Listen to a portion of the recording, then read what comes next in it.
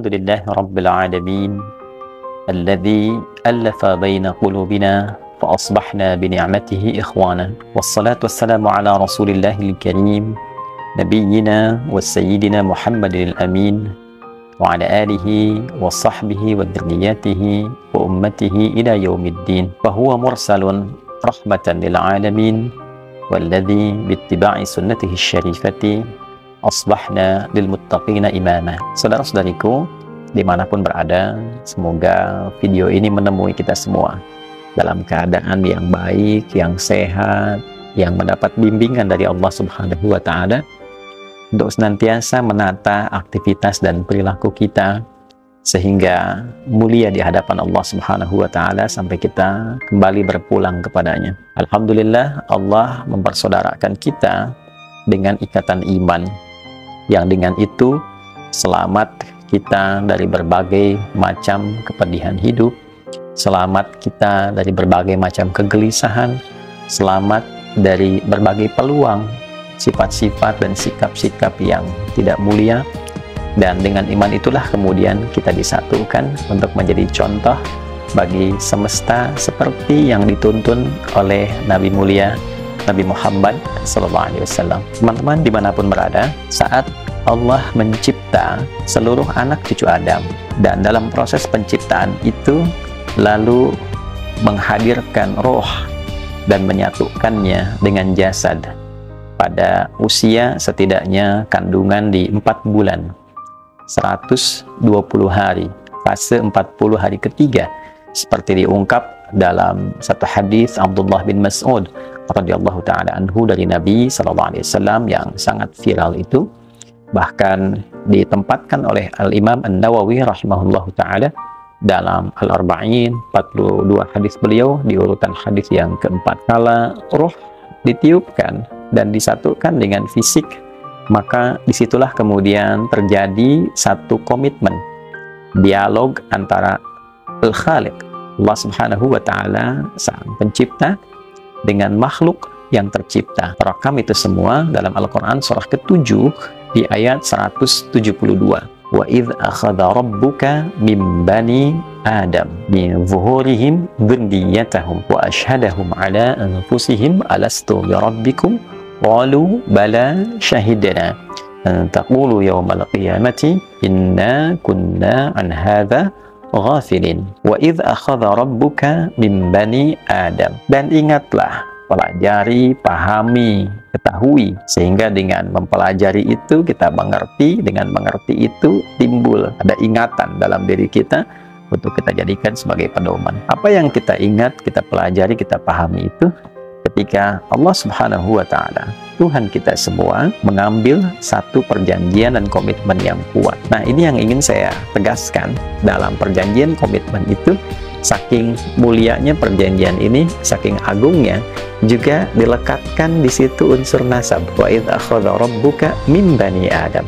Dan ingatlah Muhammad SAW ketika Rabbmu mengambil satu komitmen perjanjian min bani Adam, dari semua anak cucu Adam. Maka menarik, perjanjian syahadat pertama yang menentukan fitrah dan kemurnian bawaan fitrah itu, fitrah beragama, fitrah cenderung pada kebenaran, fitrah bertuhan, ternyata awal pelekatannya berlangsung juga proses penyebutan nasab di dalamnya. Saking mulianya nasab itu, nasab setiap anak cucu Adam, nasab kita semua manusia yang tersambung pada Nabi Adam alaihissalam menjadi mulia dan dilekatkan kemuliaan itu dalam awal proses penciptaan, lebih detailnya penyatuan roh pada jasad. Setelah terbentuk menjadi mulia, ahsanat taqwim, dalam bentuk yang sangat rupawan, maka bersamaan dengan itu pun dilekatkan sifat-sifat kemuliaan sebagai potensi akhlak yang bisa dibawa dalam berkehidupan. Penciptanya Khaliq, yang diciptanya makhluk, maka bawaan yang dibawa oleh makhluk ini disebut dengan akhlak. Maka sifat-sifat potensi baik ini ditanamkan dalam wujud makhluk ini supaya bisa dieksplorasi dari ujung kepala sampai ujung kaki menjadi perilaku yang mulia. Dan penyematan sifat kemuliaan ini pun melekatkan unsur nasab di dalamnya. Al-Quran surah ke-17 Al-Isra di ayat ke-70, walaqad karramna bani Adam. Dan Jangan pernah ragukan. Demi keagunganku, aku muliakan. Karomna, aku muliakan.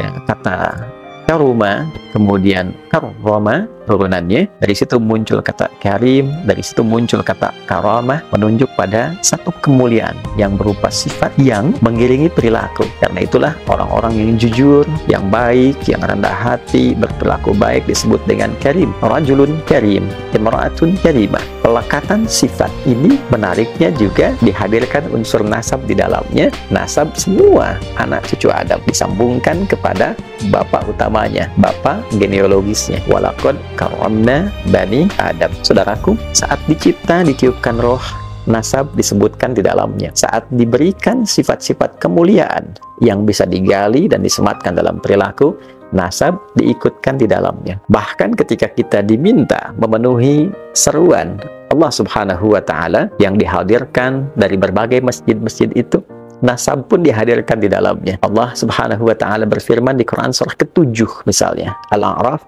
di ayat ke-31, ketika Allah menyampaikan, ya bani Adam khudhu zinatakum 'inda kulli masjid.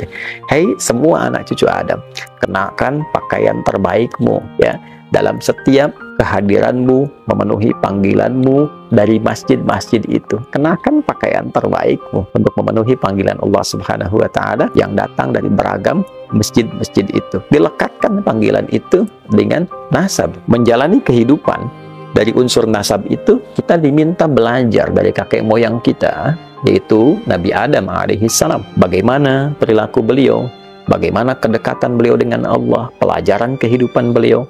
Maka di dalam surat Al-A'raf, dari turunan-turunan yang sangat menarik tentang kisah-kisah beliau, mulai diberikan pendidikan di surga sampai bertugas di muka bumi, lalu Allah mengatakan supaya kita belajar dari peristiwa itu untuk menjauhi tipu daya setan. Ya Bani Adam la yaftinannakumus syaitanu kama akhraja abawaikum minal jannah. Hei semua anak cucu Adam. Lagi-lagi nasab disebutkan. Nasab kita semua anak manusia yang tersambung kepada kakek moyang kita, Adam alaihissalam. Hei seluruh anak cucu Adam, jangan sampai engkau termakan oleh tipu daya setan, terkena provokasi setan yang pernah memperdayai kakek moyangmu Adam alaihissalam, sehingga mengeluarkan kakekmu itu dari kenikmatan. Diizinkan oleh Allah kejadian itu terjadi pada masa itu untuk memberikan pelajaran pada kita, bagaimana kita bisa menghindari, bagaimana kita mendapatkan jalan keluar. Mudah bagi Adam alaihissalam, seorang nabi yang terpilih, dijaga oleh Allah untuk ditetapkan, jangan sampai tergoda. Tapi bagi kita yang bukan nabi, bukan rasul, dan berpotensi banyak tergoda, kita harus tahu bagaimana cara menghindari, bagaimana cara kita kembali saat terjebak di dalamnya. Dan menariknya, itu semua diungkap dengan penyebutan awal nasab. 7 kali disebutkan ini dalam Al-Quran. Ya Bani Adam. Bani Adam 7 kali disebutkan dalam Al-Quran. Mulai dari awal penciptaan penyatuan roh dengan fisik, mulai dari penyebutan sifat-sifat mulia yang melekat pada potensi diri kita untuk menjadi perilaku, lalu juga panggilan-panggilan keindahan untuk menyembah Allah, hingga kewaspadaan dan cara kita menjalani aktivitas dalam keseharian. 7 kali disebutkan genealogi nasab ini. 7 hari kita beraktivitas dalam sepekan, seakan kita tidak boleh lupa bahwa nasab kita ini begitu mulia. Nasab kita dipertaruhkan, nasab kita memberikan kemuliaan-kemuliaan tertentu di sisi Allah Subhanahu wa Ta'ala, dan dengan nasab itu kita tercipta, dengan nasab itu kita pulang, dan dengan nasab itulah kemudian kita mempertanggungjawabkan segala kegiatan-kegiatan aktivitas kehidupan kita di muka bumi ini. Itulah yang menjadikan segala penyebutan nasab di dalam Al-Quran pada umumnya seringkali menghadirkan contoh-contoh kemuliaan, terlebih ketika nasab itu dilekatkan pada sosok-sosok tertentu yang mulia secara spesifik. Misal yang perempuan ada Maryam, wa Maryam binat Imran, dan belajarlah tentang Maryam, anak perempuannya Imran, seorang perempuan mulia. Nasabnya disebutkan langsung pada ayahnya, Maryam anak anak perempuannya Imran, karena menunjukkan satu kemuliaan yang sangat luar biasa, satu keteguhan, kedekatannya dengan Allah, bagaimana orang tua merawatnya, akhlaknya yang sangat mulia. Bukan hanya menunjuk kepada nasab keluarganya saja dari keluarga Imran yang baik, yang mulia, tapi Maryam menunjukkan kemuliaan nasab ini dan menjaganya dengan sifat-sifat perilaku mulia, ketakwaan kepada Allah, sehingga menjadi contoh yang melewati setiap masanya. Bahkan ketika melahirkan putra tunggal beliau dengan cara yang istimewa pula, dari sikap yang mulia, dari perilaku yang mulia, ibadah yang mulia, maka lahirlah anak yang mulia yang terpilih. Justru itu menjadi harapan kakek neneknya Imran dengan Hannah, berharap lahir anak laki-laki, kemudian yang lahir perempuan, ternyata cucunya laki-laki dan diberi nama Isa. Dan jangan lupa, Isa pun alaihi salam disebutkan dengan nasab ke atasnya, Isa bin Maryam. Isa satu-satunya anak laki-laki Maryam alaihi wassalam. Bagaimana Al-Quran menyifati Isa alaihi salam? Ternyata kemuliaan nasab ini dirangkai dengan kemuliaan perilaku. Sangat viral di Quran surah 19 dengan namanya Maryam, bahkan khususnya di ayat 31 sampai dengan ayat 33 itu, wa ja'alani mubarakan aynama kuntu wa awsani bis shalah, dan seterusnya sampai kita dapati wassalamu alayya yauma wulidtu wa yauma amutu wa yauma ub'atsu hayya. Ya, keselamatan di dunia saat akan wafat sampai dengan dibangkitkan di akhirat dalam kebaikan. Dan menariknya, beliau juga menyebutkan beliau berbakti kepada ibundanya, beliau mengabdi kepada Allah dengan sempurna, dan juga dipertemukan dengan saudara nasabnya juga tersambung dalam situasi yang unik. Ayahnya yang meminta, itu Zakaria alaihi salam, supaya terlahir seorang anak khusus yang Allah saja menganugerahkannya dengan cara yang luar biasa, menyembuhkan kembali istrinya, bisa mengandung, melahirkan, diberi nama dengan Yahya, dan itu pun pemberian dari Allah. Menariknya,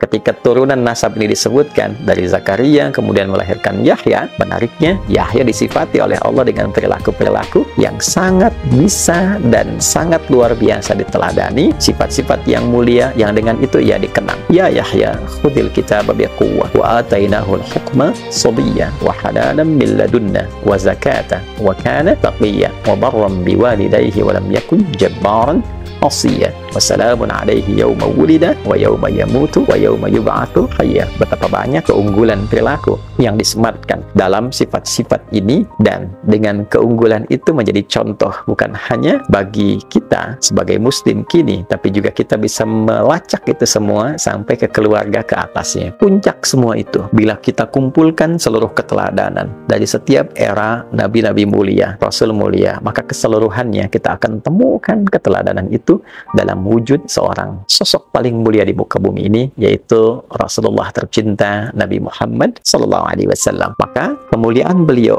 yang nasabnya juga tidak terputus. Beliau lahir, ayahnya sudah meninggal, tapi nasabnya sangat jelas, yang tentu banyak tersebar di kitab-kitab yang bisa kita baca.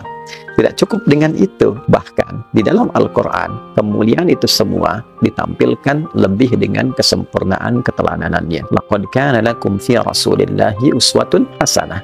Sungguh jangan pernah engkau ragukan pada kepribadian Rasulullah itu ada keteladanan yang paripurna, yang terbaik, yang bisa melahirkan pahala. Ujung kaki sampai tarik ke atas ke ujung kepala beliau yang mulia, semuanya teladan. Pikirannya teladan, pendengarannya teladan, tuturnya teladan, sampai berjalannya pun teladan. Sehingga Al-Quran sangat tegas mengungkap keteladanannya dengan bentuk pujian, wa innaka la'ala khuluqin azim, dan sungguh engkau itu adalah sosok pribadi agung, pemilik semua keteladanan yang sangat mulia. Wa kana khuluquhul Quran. Demikian Sayyidah Aisyah radhiyallahu taala anha ketika ditanya tentang kepribadian Rasulullah, akhlaknya yaitu Al-Quran. Saudara-saudariku dimanapun berada, nasab adalah sesuatu yang sangat mulia untuk kita semua. Ketersambungan nasab juga menjadikan perhatian yang tinggi dalam Islam. Untuk itulah pernikahan diatur supaya tidak ada kekacauan nasab. Untuk itulah zina dilarang supaya tidak terjadi keguncangan dalam nasab. Nasab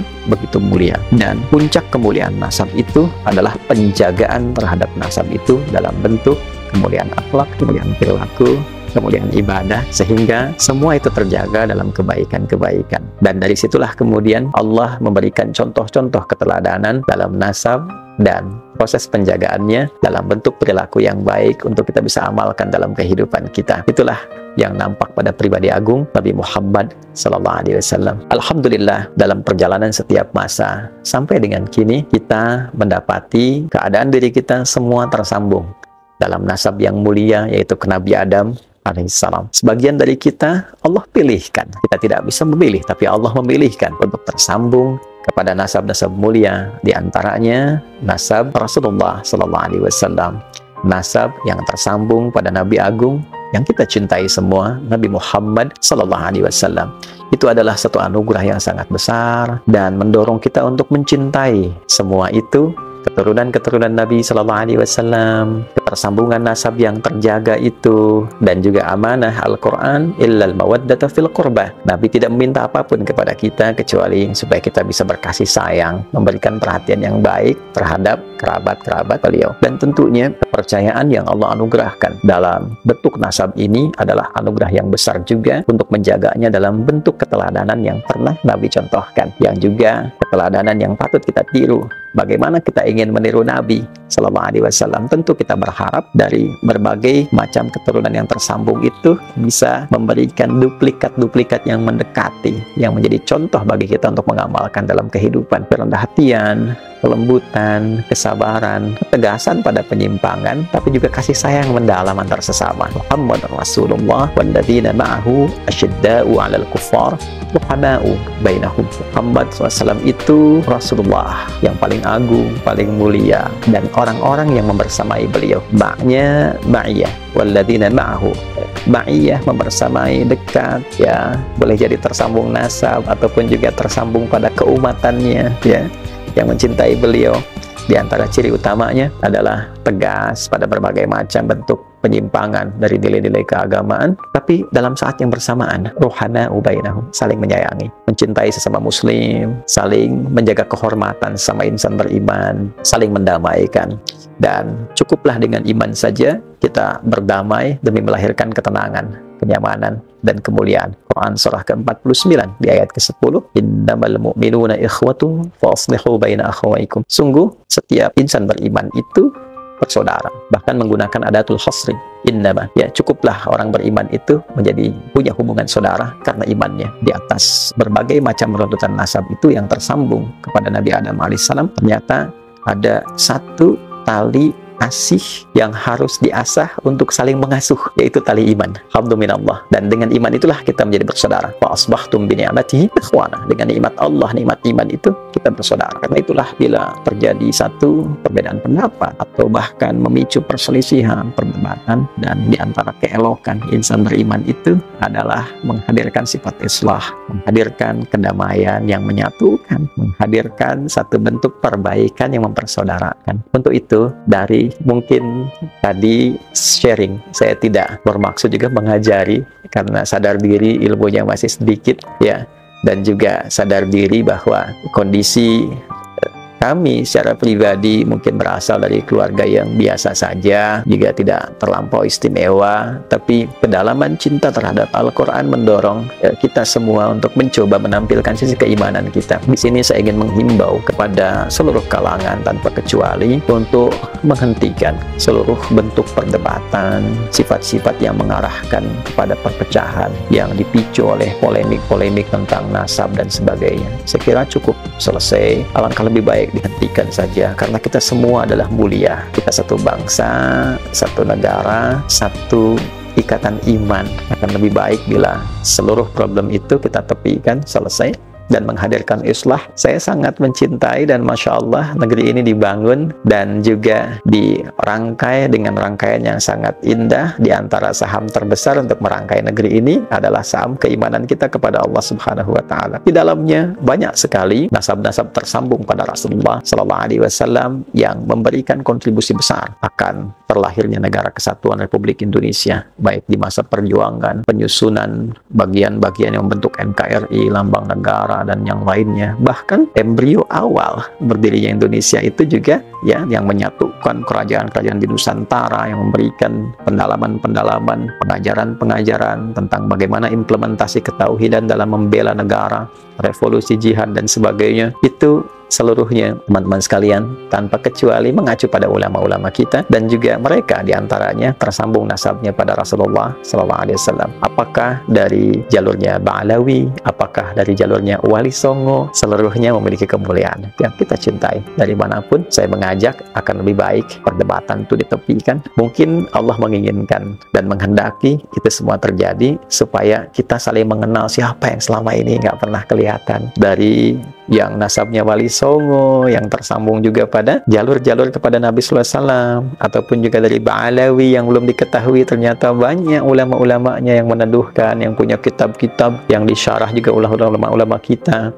Saya harap ini adalah satu potensi untuk menyatukan, bukan memecah belah. Kita punya persoalan yang banyak sekarang harus kita hadapi. Persoalan keumatan, tentang judi online, tentang pinjol, keresahan di masyarakat. Saya kira tidak perlu kita tambah lagi dengan banyaknya polemik-polemik yang tidak penting untuk hadir, sehingga menghambat kemajuan, kecerahan, dan juga ketentraman yang selama ini kita harapkan. Kalau setiap guru hanya membuat ataupun dibuat konten oleh orang lain dengan menghadirkan banyak perdebatan seperti itu, maka apa yang didapatkan oleh umatnya? Saya mohon maaf bila ditemukan kata-kata yang tidak tepat, mohon dianggap sebagai sesuatu yang bisa diperbaiki, tidak ada maksud lain dari apa yang kami sampaikan. Saya kira semoga Allah Subhanahu wa Ta'ala merahmati kita, merahmati negeri kita, dan menyatukan kita dalam kebaikan untuk membangun negeri ini bersama-sama, mencintai negeri ini dan menjadikan itu sebagai ibadah terbaik kita, sebagai bekal pulang kembali pada Allah Subhanahu wa Ta'ala. Sekali lagi, hentikan polemik nasab, hadirkan sifat islah di antara kita, dan mari kita rekatkan ukhuwah yang dengan perekatan itu kita bangun bangsa kita untuk maju bersama di era yang tidak mudah ini dengan tantangan yang beragam. Orang sudah sampai ke titik yang tinggi untuk menjemput masa depan, maka saatnya kita membangun islah sebagai pondasi berbangsa, bernegara, berketuhanan yang Maha Esa, untuk melahirkan perilaku kemanusiaan yang beradab dan diawali dengan persatuan Indonesia demi mewujudkan kerakyatan yang dipimpin oleh hikmat kebijaksanaan dalam permusyawaratan perwakilan, dan terwujudlah keadilan sosial bagi seluruh rakyat Indonesia. Hadi Hidayat. Assalamualaikum warahmatullahi wabarakatuh.